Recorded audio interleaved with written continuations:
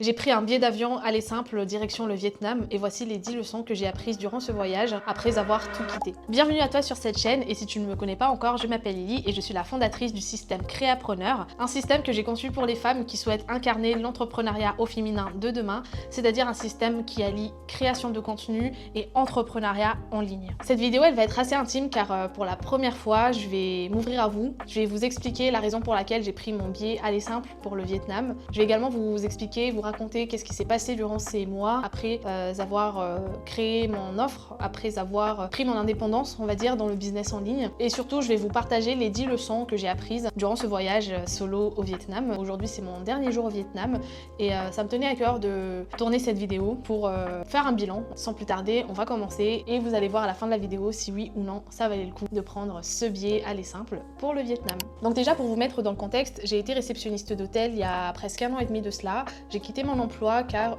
quand je me suis lancée dans le business en ligne, donc dans la vente de produits digitaux, ça a bien fonctionné pour moi. J'ai réussi à créer un compte Instagram de zéro, à le faire passer de 0 à 30 000 abonnés en moins d'1 mois avec un compte Faceless, donc avec une page thématique, un compte où je ne montrais pas mon visage.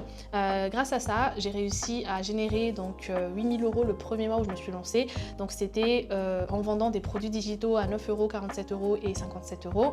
Ensuite, quand j'ai continué donc mon parcours dans les produits digitaux, je suis tombée sur le business model du MRR, donc qui est la revente de formation avec droit de revente qu'on appelle Master Resell Right, qui est un business model basé sur la revente de formation, c'est-à-dire que je revends une formation qui ne m'appartient pas, mais j'ai 100% des droits de revente. Donc ça, ce sont les légalités, les législations qui ont été accordées par la créatrice de la formation et j'ai fait ça pendant 9 mois. Pendant 9 mois, du coup, en revendant ces formations avec droit de revente, j'ai réussi à faire 100 000 €, ce qui fait que j'ai été en moyenne à 10 000 € par mois. Donc ça a toujours été avec ce compte en Faceless, donc sans montrer mon visage.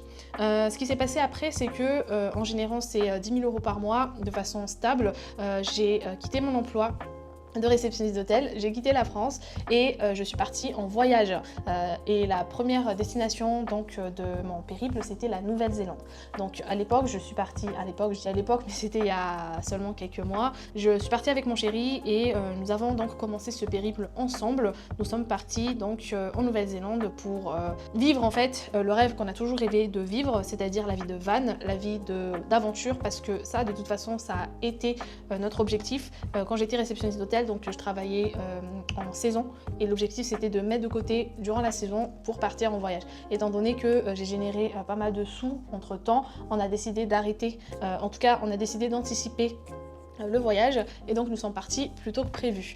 La réalité, ce qui s'est passé durant ce voyage, c'est que la vie de van, la vie de digital, on va dire de digital, ne collait pas forcément avec moi et mes ambitions de l'époque, parce qu'à l'époque du coup j'étais encore revendeuse, mais j'étais déjà dans ma tête prête à passer à l'étape supérieure, donc qui était de créer mon offre, parce que je me voyais pas forcément bloquée dans un système de revendeuse finalement, parce que j'ai quitté mon emploi pas pour re-rentrer dans un système de revente, de système où je dépends encore d'une autre personne. J'ai quitté mon emploi pour une indépendance à 100%. Et pour moi, l'indépendance à 100%, ça passe forcément par créer son offre, créer sa propre méthode et apporter réellement un impact à des femmes, à des personnes qui en ont besoin, tout simplement. Et donc du coup, j'ai commencé à m'ouvrir des portes, c'est-à-dire j'ai commencé à chercher des opportunités de collaboration, je me suis formée, j'ai pris des mentors et ce qui fait que la vie de van, la vie de digital nomade, on va dire, ne me correspondait pas forcément. Donc ce qui a fait qu'on a anticipé aussi notre départ de la Nouvelle-Zélande pour partir à Dubaï.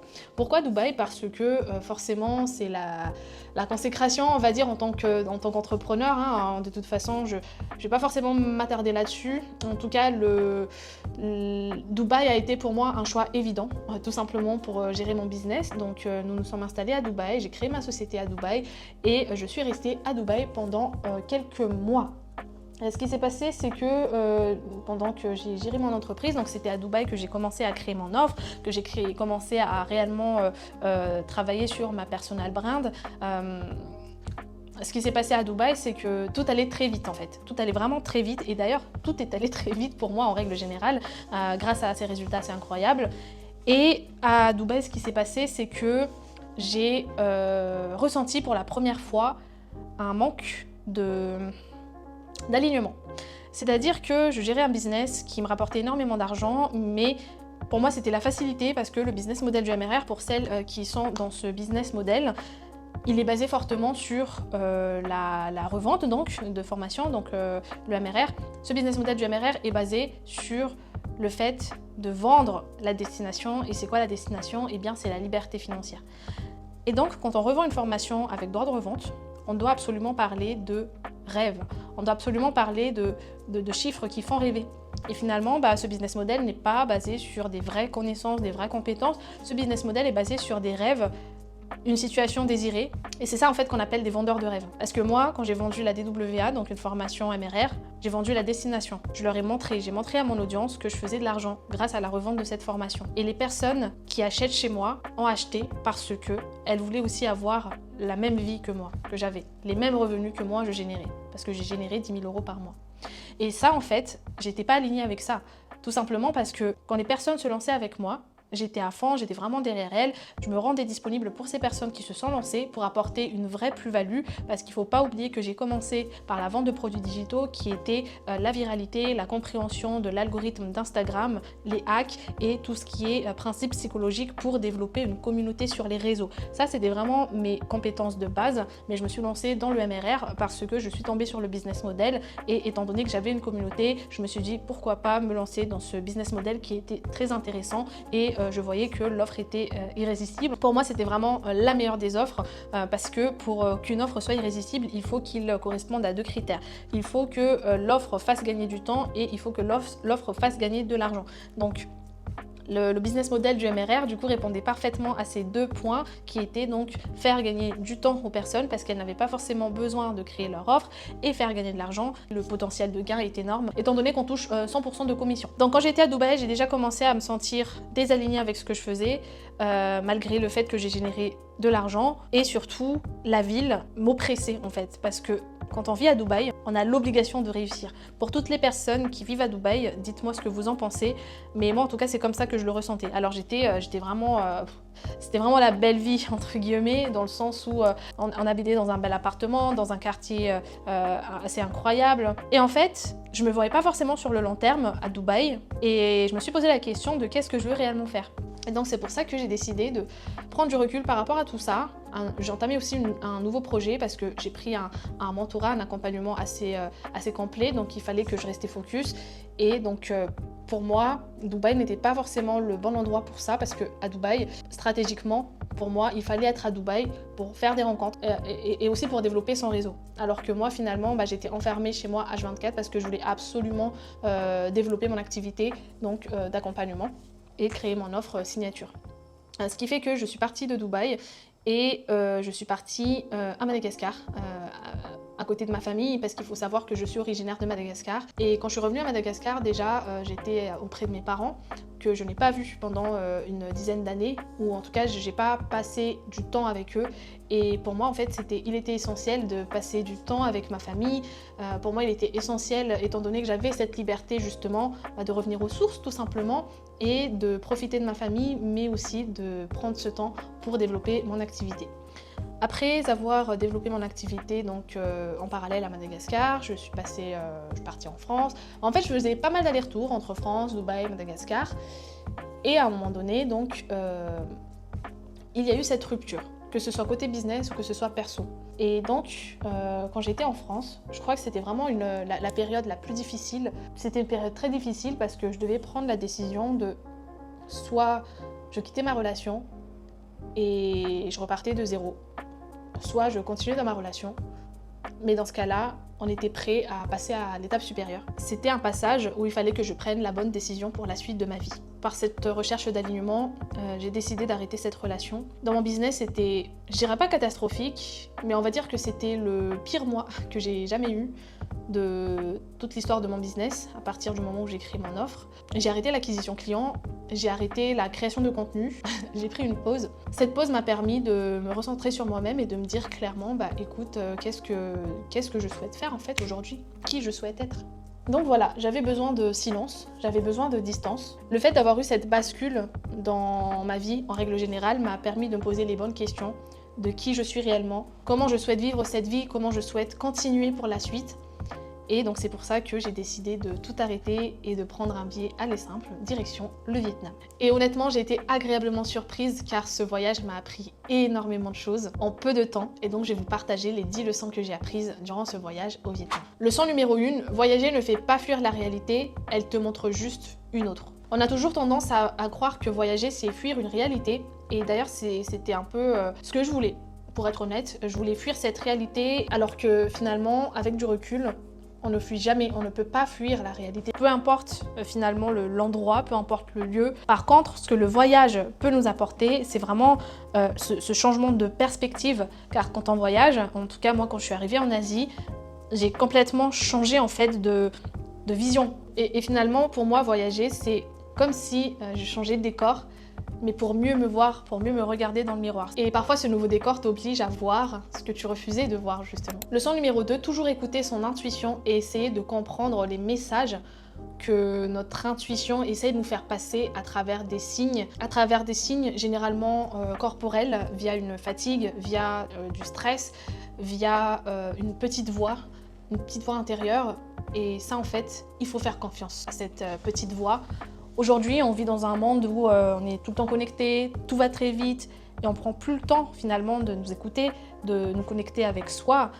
Et c'est pour ça qu'aujourd'hui, j'ai appris cette leçon. Je me suis beaucoup, en tout cas, calquée sur cette intuition pour prendre cette décision de partir. En tout cas, c'est cette intuition aujourd'hui qui m'a emmenée ici. Et je vous dirai à la fin si oui ou non, j'ai bien fait d'écouter cette intuition. Leçon numéro 3 pour toutes les entrepreneurs. Mieux vaut gérer un business aligné que gérer un business juste pour générer de l'argent, car le jour où tout vacille, eh bien c'est ce moment précis qui va vous permettre de tenir ou pas. Ok, j'ai eu pas mal de chamboulements sur le côté personnel, mais dans le business, il fallait que je tienne, parce que j'ai quitté mon emploi, parce que j'ai des élèves à accompagner, parce que j'ai une communauté aussi. Et donc, c'est là où j'ai compris vraiment l'importance d'avoir un business aligné. Parce qu'imaginez, durant ces moments où ça n'allait pas forcément bien, imaginez que je gérais un business qui n'était pas aligné avec moi. J'aurais facilement abandonné. Mais durant cette pause, j'avais déjà hâte de reprendre le business parce que c'était quelque chose qui m'animait énormément. Et c'est vraiment là où j'ai pas du tout regretté d'être sortie de ce business model du MRR et d'avoir créé mon offre. En ayant traversé des périodes comme ceci, j'aurais déjà abandonné. Et il faut savoir que dans le business, le modèle du MRR, ça évolue tellement vite que si on abandonne, en tout cas si on arrête quelques mois, eh bien quand on reprend, la reprise peut être très difficile étant donné les changements de trend, parce que c'est un business model aussi qui se repose beaucoup sur les trends, les nouveautés. Ah ça y est, il y a une nouvelle formation MRR qui est sortie, c'est la formation du moment, il faut que tout le monde ait cette formation. On peut facilement aussi se perdre parce que peut-être que la formation qu'on revend a changé entre temps, c'est politique. Il y a énormément de formations aujourd'hui qui ont changé leur politique. Enfin bref, tout ça pour vous dire qu'aujourd'hui, il est plus qu'essentiel de gérer un business aligné, car c'est comme ça aussi que vous allez tenir sur le long terme et c'est comme ça aussi que vous allez tenir durant les moments difficiles. Donc pour moi, la reprise a été assez facile, étant donné que c'était mon bébé, je savais exactement où est-ce que je me suis arrêtée et je savais exactement où est-ce que j'allais reprendre. Leçon numéro 4, les rencontres de voyage. Pour les personnes qui voyagent, je ne sais pas si vous avez déjà vécu ça, mais moi c'est un peu l'histoire de ma vie, étant donné que j'ai toujours énormément bougé depuis mon enfance, en fait, depuis mon adolescence. Je suis jamais restée plus de 3 ans, 4 ans dans une même ville, j'ai toujours bougé. Et ce qui fait que je n'ai jamais eu des amis stables en fait. J'ai pas forcément développé des relations sur le long terme. Et ça, c'est quelque chose que j'ai appris lorsque j'ai rencontré mon âme sœur. Je l'appelle une âme sœur parce qu'on était vraiment connectés pour le coup. C'était quand j'étais en stage sur la Côte d'Azur. J'ai rencontré une fille et on s'est appelé âme sœur. On s'est dit qu'on était âme sœur. Et à la fin de ce stage, on a dû se séparer. Et moi en fait, je voulais absolument revoir la personne. Et elle m'a fait comprendre que des rencontres, ça se vit au moment présent et on n'est pas forcément obligé de se recontacter, on n'est pas forcément obligé de se donner des nouvelles tous les jours. On peut juste profiter du moment présent. Si la vie fait qu'on se recroise, eh bien on reprendra là où on s'est arrêté. Et ça en fait, ça m'a beaucoup touchée parce que j'ai enfin compris que des relations, quand on fait des rencontres, on n'est pas forcément obligé de garder contact avec la personne, ou en tout cas là aujourd'hui en Instagram, on se voit sur les réseaux, mais on n'est pas forcément obligé de s'appeler tous les jours, on n'est pas forcément obligé de se donner des nouvelles, il faut juste apprécier le moment présent. Et à chaque fois que je voyage, c'est ce que je fais. J'apprécie le moment présent, j'attends pas forcément de revoir la personne ou de prendre des nouvelles de la personne. Par contre, chaque moment que je passe avec la personne, eh bien, je la vis à 100%. Et donc du coup, c'est ce que j'ai fait. J'ai eu à faire des rencontres, 3 3 rencontres. J'ai fait 3 rencontres. La première rencontre, c'est Jessica, une Vietnamienne que j'ai rencontrée parce qu'il y avait un moment où je me suis inscrite dans un groupe WhatsApp de digital nomades. Et il proposait une activité qui était de regarder le coucher du soleil. Donc il faut savoir que j'adore les couchers du soleil, lever et coucher du soleil. Et j'y suis allée et j'ai rencontré Jessica. On a très vite connecté et du coup elle m'a invitée à sa graduation. Donc elle est médecin.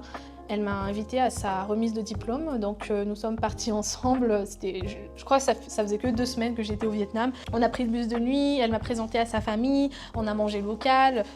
C'était vraiment intéressant, très intéressant comme expérience. Et surtout que ça m'a directement mis dans le bain, on va dire, de la culture vietnamienne. Alors il faut savoir que les Vietnamiens sont assez discrets, on va dire. C'est pas forcément des personnes qui vont venir vers toi.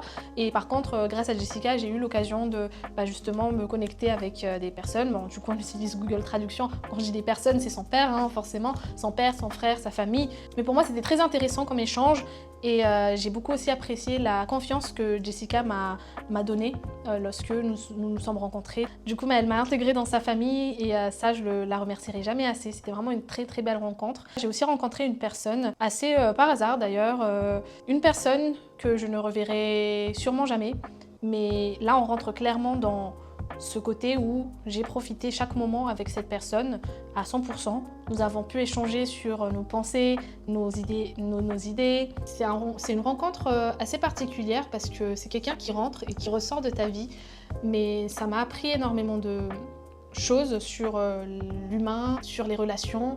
Et en fait, les relations sociales, c'est important. Et pour moi, je le prends comme une bonne énergie. C'était comme si c'était une petite ange qui est passée, qui m'a partagé ce qu'elle avait à partager et qui est partie. Ensuite, troisième rencontre, du coup, je pense que c'était la rencontre coup de cœur. Donc ces personnes, à chaque fois, t'écoutent sans forcément vouloir rien en retour. Ce sont ces rencontres simples qui m'ont réconciliée avec la douceur humaine. Ensuite, leçon numéro 5, rester seul, c'est la meilleure des thérapies. Non, c'est pas vrai. Rester seul, c'est une discipline à avoir. Je sais pas si vous avez déjà essayé de rester seul pendant 2 mois, mais du coup, moi, c'est ce que j'ai fait du coup.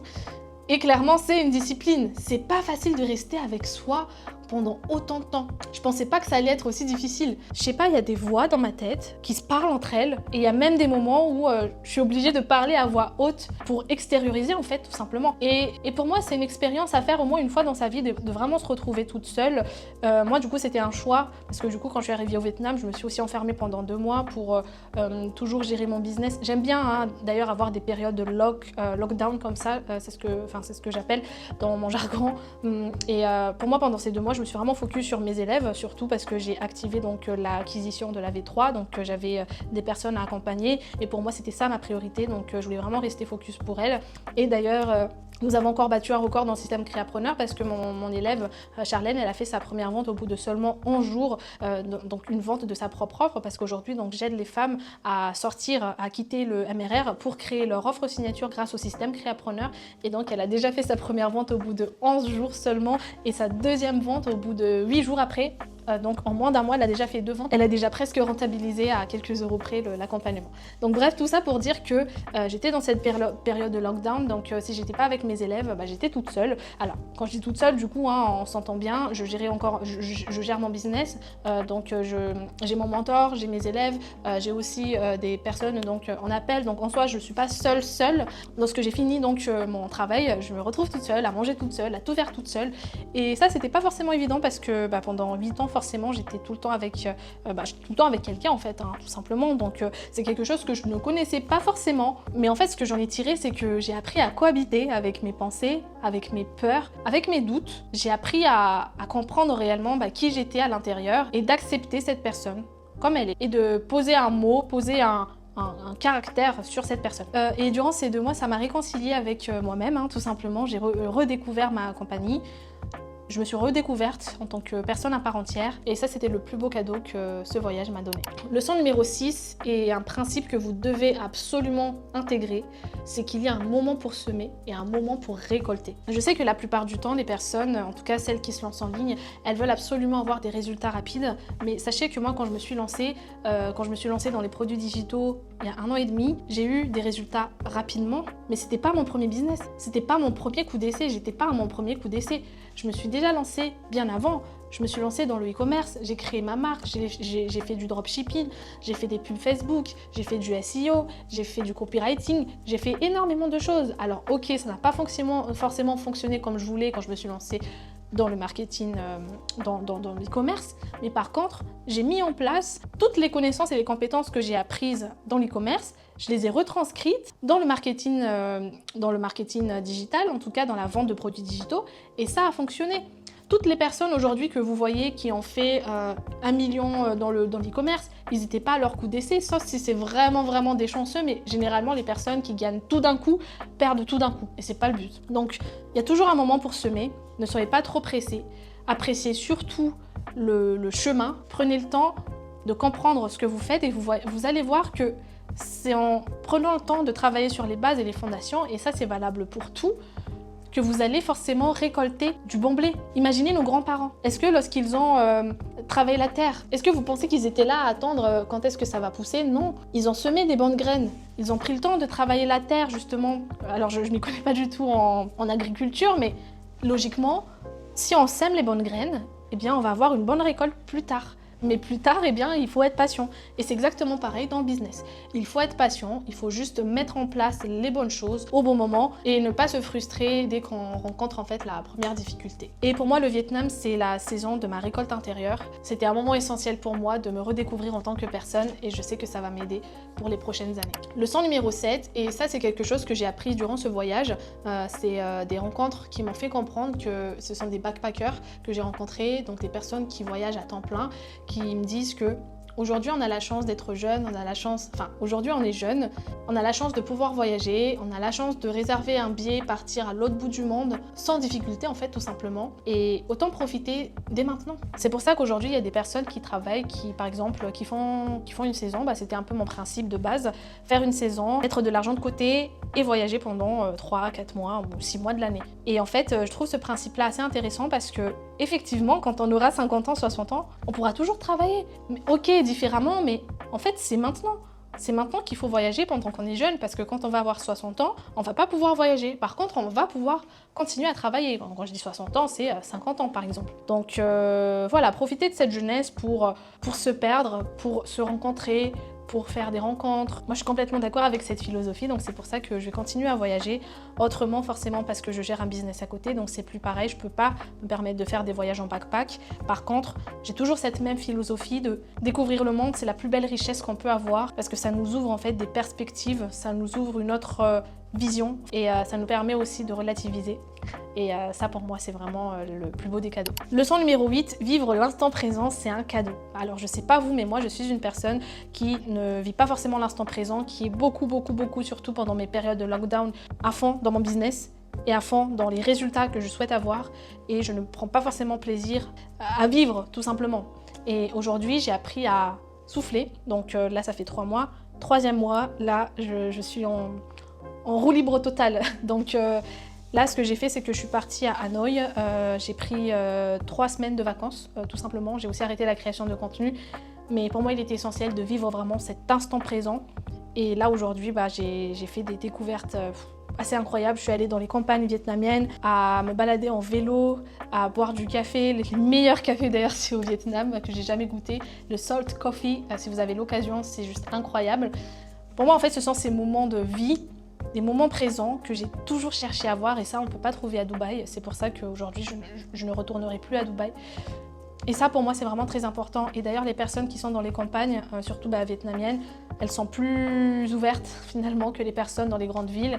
Et là aujourd'hui, c'est ce que j'apprends à faire et c'est ce que j'ai fait. C'est ce que j'ai fait, vivre le moment présent, vivre des instants simples, des moments simples. Et pour moi, ça, je le prends vraiment comme un feu intérieur en fait qui va m'aider pour la suite. Leçon numéro 9, faire confiance au processus. Ça, je pense que vous l'avez beaucoup entendu parler, mais c'est très important et il est important pour moi aujourd'hui de faire ce rappel. En tout cas, c'est ce que j'ai appris ici au Vietnam. Faire confiance au processus, c'est-à-dire que pendant durant cette année, ça n'a pas forcément été facile, c'était les montagnes russes personnellement, mais aussi professionnellement, étant donné que personnellement ça n'allait pas. Et pour moi, le processus, c'était durant ces moments où ça n'allait pas. J'ai continué à faire confiance au processus, j'ai pas forcément abandonné, je me suis dit que si je vis des moments pas confortables comme ça, c'est que de toute façon il faut que je passe par là pour plus tard apporter un changement dans ma vie. Et sache que rien n'est jamais perdu, même si tu as l'impression que tout s'écroule autour de toi. Dis-toi que la vie te prépare au mieux, et si tu le remarques bien, c'est toujours dans les brouillards, c'est toujours dans les moments assez bizarres que là, tu entames un vrai tournant dans ta vie. Et la leçon numéro 10 que j'ai apprise, c'est revenir à sa famille et c'est revenir à soi.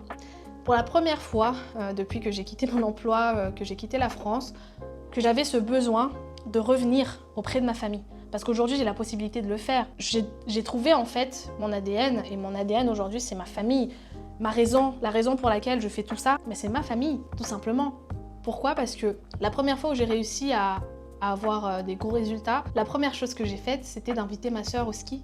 Ma sœur, ma petite nièce, ma maman aussi, elle était là. J'ai aidé mon petit frère à acheter sa première voiture, mon petit frère étudiant. Et j'ai invité mes parents à Dubaï. Nous sommes partis, on a fait un voyage à 3, mon papa, ma maman et moi. Je les ai fait vivre des expériences incroyables. Nous sommes allés dans des hôtels 5 étoiles, on a fait des activités, les déserts, le safari, monter sur la Burj Khalifa. Tout ça, en fait, c'est pour eux que je fais tout ça. Et c'est pour ça que pour la première fois, j'ai trouvé un sens dans ce que je faisais et surtout que j'avais le besoin de revenir et de me dire mais à Noël, je reviens, je vais passer du temps avec ma famille. Et j'ai décidé de ça. Alors qu'avant, pour moi, Noël, c'était un moment en famille, ok, c'est normal. Mais là, j'ai vraiment eu ce besoin de dire à Noël, je reviens vers ma famille et je vais passer un moment avec eux. Et ça, pour moi, le fait d'avoir compris ça, le fait d'avoir ressenti ça, m'a permis d'avoir une paix incroyable. Donc pour moi, ce voyage au Vietnam, c'est un voyage, un retour à soi, un voyage assez troublant finalement parce que je me suis retrouvée pour la première fois avec moi-même. J'ai enfin compris qui j'étais, qui je voulais devenir et comment j'étais dans des situations seule en fait, tout simplement. Je me surprenais des fois parce que j'osais entamer des discussions, j'osais parler à des étrangers. Je sortais de ma zone de confort autrement. Et ça va me permettre encore de donner une nouvelle perspective de comment je pourrais emmener ma vie en règle générale, ma vie perso, mon business. Parce qu'en tant que personne qui a généré des revenus assez rapidement, eh bien des fois j'ai pris la grosse tête, j'avoue. Je me suis dit que j'étais inarrêtable, mais en fait si. Aujourd'hui j'ai compris que l'argent c'était juste de l'énergie, ça va, ça vient. Aujourd'hui j'ai compris que l'essentiel, c'est pas forcément l'argent, le nombre de chiffres sur le compte en banque. Aujourd'hui, j'ai compris que l'essentiel, c'était les moments simples et surtout la compréhension de soi pour faire ressortir la meilleure version de soi-même, être en paix avec soi-même aussi. Et ça, pour moi, c'est le plus beau des cadeaux. Donc j'espère que cette vidéo vous a plu. C'était une vidéo, je savais pas trop combien de temps elle allait durer. C'était une vidéo assez personnelle, mais ça me tenait vraiment à cœur de faire cette vidéo aujourd'hui pour vous partager aussi mes pensées, pour vous partager mes doutes du moment. En tout cas, là, la prochaine destination, c'est la Thaïlande, parce que je vais passer du temps avec mon mentor, donc qui est de passage aussi en Thaïlande. Nous allons nous concentrer énormément sur le business, parce que là, du coup, nous allons lancer les ads. On a testé énormément de choses sur mon compte, on a testé énormément de choses dans mon business sur une période assez courte. On a fait du volume pour mieux comprendre les choses, pour mieux comprendre ma cible, pour mieux comprendre mon positionnement. Aujourd'hui, tout est concluant. Donc nous allons passer à l'étape supérieure. Donc pareil, je vais encore me mettre dans une période de lockdown, mais du coup là l'objectif c'est de passer 2 mois en Thaïlande pour vraiment mettre en place les process, mais les process de scale. Ça va encore être quelque chose de très intéressant, mais qu'est-ce que ça me plaît. Si vous êtes resté jusqu'au bout, merci d'avoir regardé cette vidéo. N'hésitez pas à vous abonner sur ma chaîne et à m'envoyer un petit message sur Instagram si cette vidéo vous a plu, si ce format vous plaît et si vous souhaitez que je fasse des formats comme ça assez souvent. En tout cas, les prochains formats que je vais poster, ça va être des formats vlog parce que là, j'ai énormément de vidéos à vous montrer, à vous partager aussi par rapport à tout ce qui s'est passé ici au Vietnam. Vietnam. Et là du coup ça fait littéralement 3 mois que je suis au Vietnam et ça se passe hyper bien. C'était la meilleure décision que j'ai jamais prise de toute ma vie. Donc pour moi du coup nouvelle aventure en Thaïlande, donc focus business à 100%. Donc je vous retrouve plus tard pour une nouvelle vidéo.